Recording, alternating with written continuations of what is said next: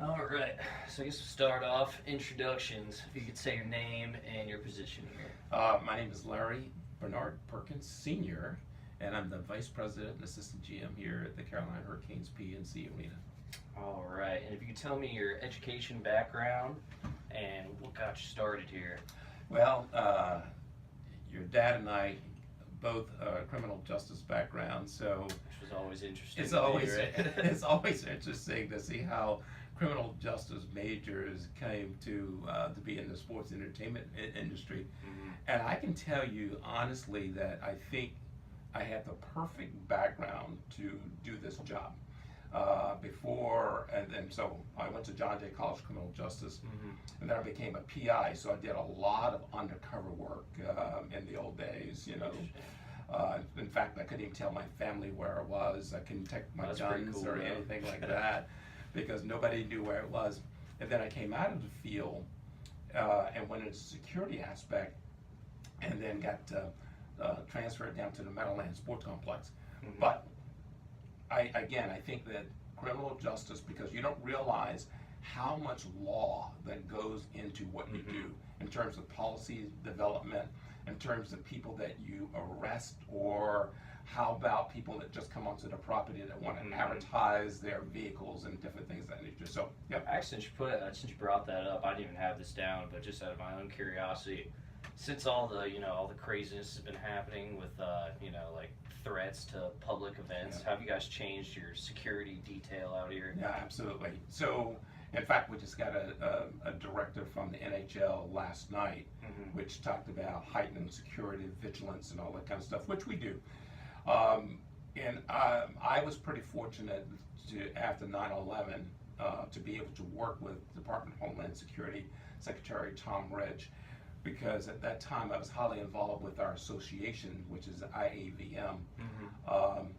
And I went to Washington to work with developing homeland security procedures for the public assembly industry. Wow. So I got to champion that. We published that throughout the world and things of that nature. So we always go into a more strategic mode. Mhm. And in that, I want to say that we're probably one of the top arenas in the country when it comes to safety and security and what we do in our procedures. Well, that always makes me feel good for someone who's coming here all the time. Exactly. So wow, that does never knew how much the criminal justice was going to play into this. Exactly. So now we'll go to what is your day to day here on a non-event day? Yeah. Non-event days, Mhm. I am more, and people always ask, do you work full time or Mhm. what is there going on? But there is so much going on during the day that you can't believe. You go from meeting to meeting. You're talking to customers, you're talking to guests, you're talking to staff and make sure that they got staffing.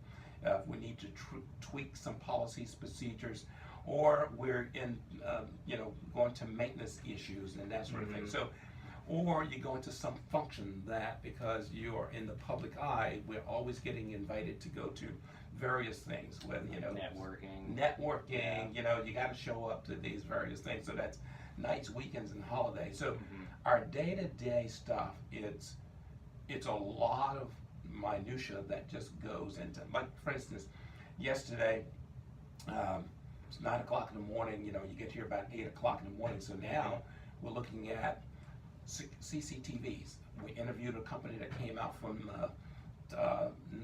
Tennessee yesterday, drove out, flew out, and we're looking at all these technological things that are going on. And again, trying to stay ahead of where things are. Mhm. Yep. And I was also wondering about, since you bring up people traveling here, do you get to travel a lot? I do. For work? I do. And for what reasons? I know you guys got to stay ahead of the curve on the latest and Yeah. the greatest on Yeah. the performance Yeah. stuff. And I think and you hit the nail right on the head. We have to stay ahead of where that curve is, Mhm. because you brought up things going against politicians, but the same thing happens here. So we have, look at our players, for instance. Mhm. So if we get threats against our players, and keep in mind our players Oh, wow. from all over the world.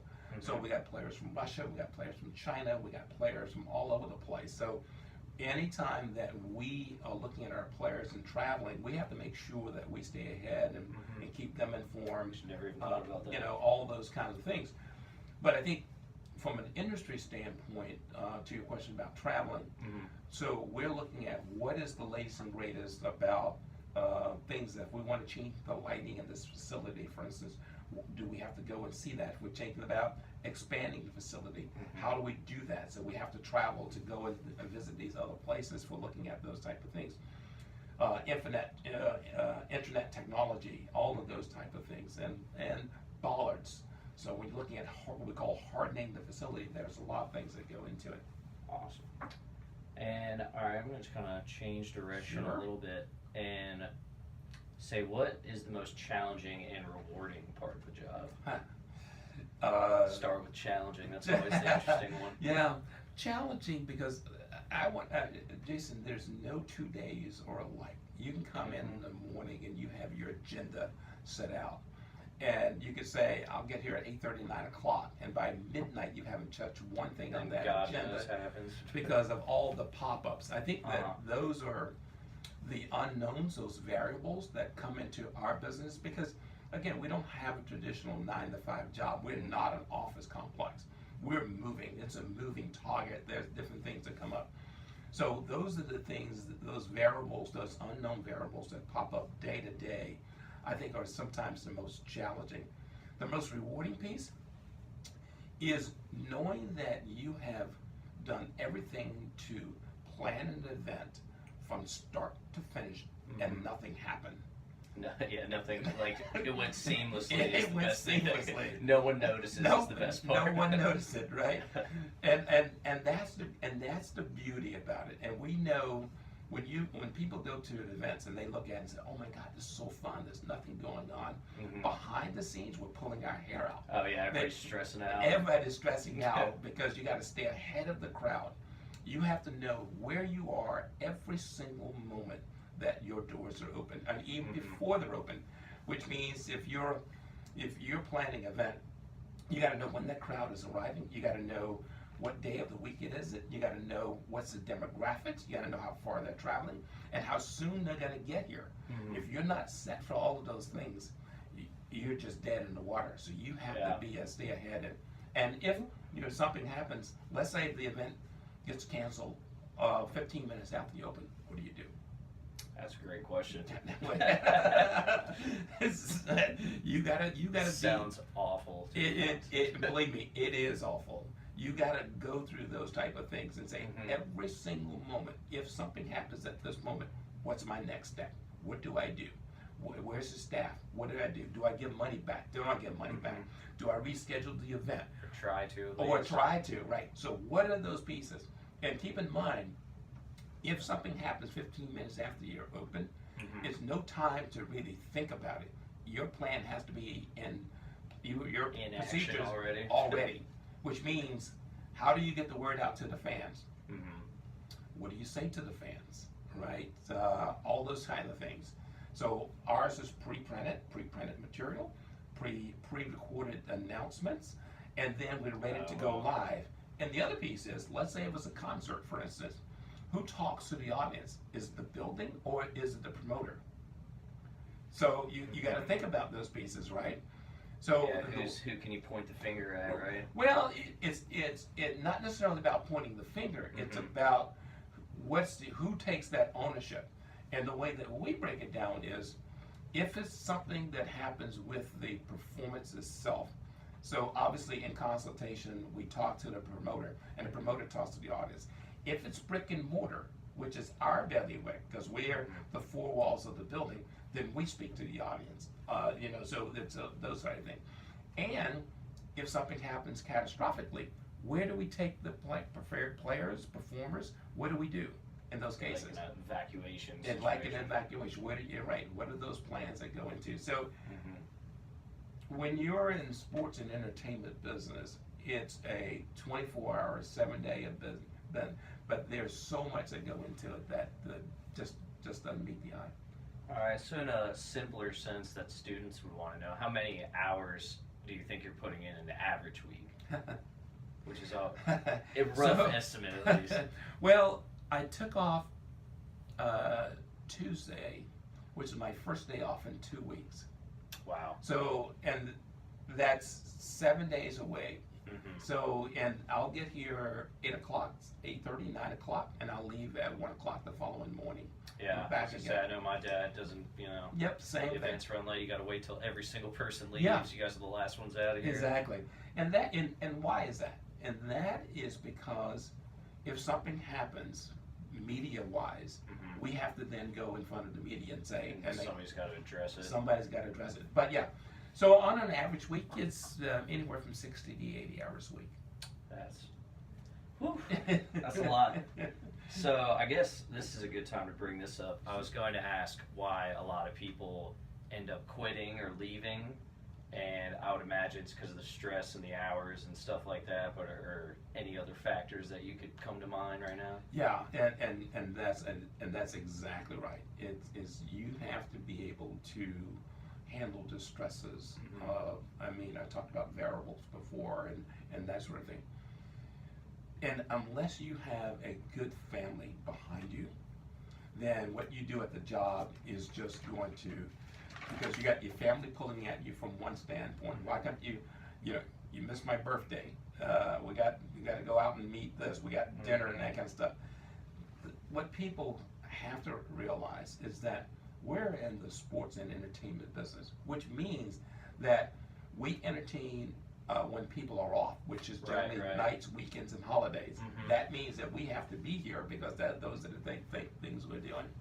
So, yeah, those are some of the things. So you got to sacrifice a lot to have the cool job, right? That's right. There's a lot going on. Exactly. Let's see where else we can go here. So I guess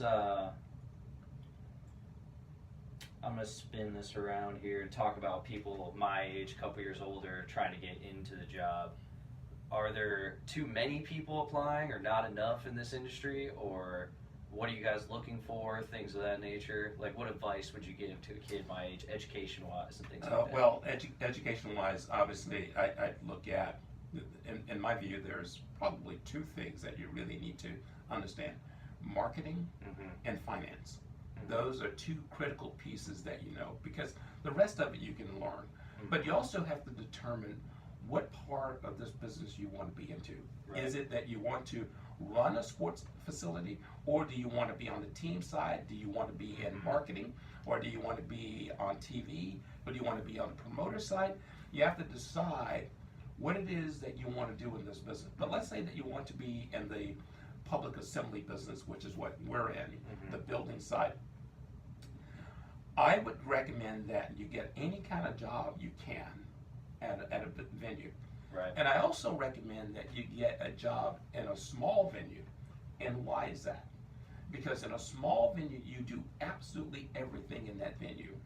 You grow faster in a small venue because you're sweeping the floors, you're taking the customers out, you're selling tickets, you're learning about lights and consoles and everything else. You grow faster in a small business or building than a big building. So, but in any event, get in, do what you can do, pay it forward, and don't be afraid to do extra work, right? I had a guy, my whole thing is, when I was at the Meadowlands Sports Complex in New Jersey, and I had the Meadowlands racetrack as part of it. I had Giant Stadium, I had the Continental Airlines Arena, then I had the racetrack. And I can remember this guy, I bought 50 guns, and because we had pari-mutuel waging and all that kind of stuff. And I said, okay, I decided who I wanted to give a gun to and all that kind of stuff.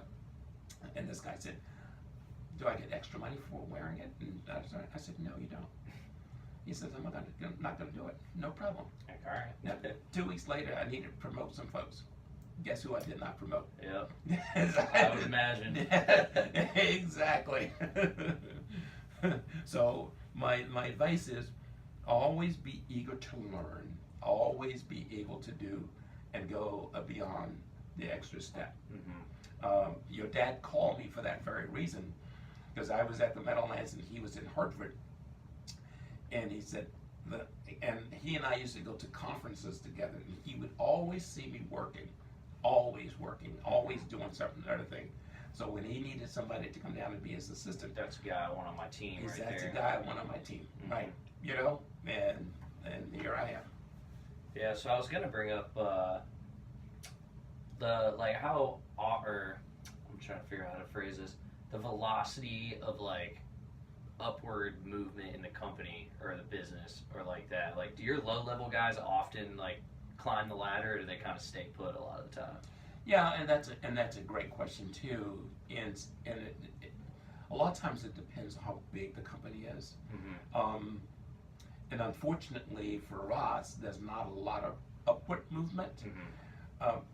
And in my career, I've seen what happens is that people have to go outside of that organization, out in sports and entertainment world, because a lot of people like me and your dad and other people stay, so they can go so far. But we still train them for bigger and better things, and I think that's the true sign of a leader, is to being able to educate, getting them ready for your job, right? Even though they can't have it Like at at the this point, moment in time. but they can have it in the future. And we always, I mean, like I say, it was a small industry, so I know, and like your dad does, everybody in the industry just about.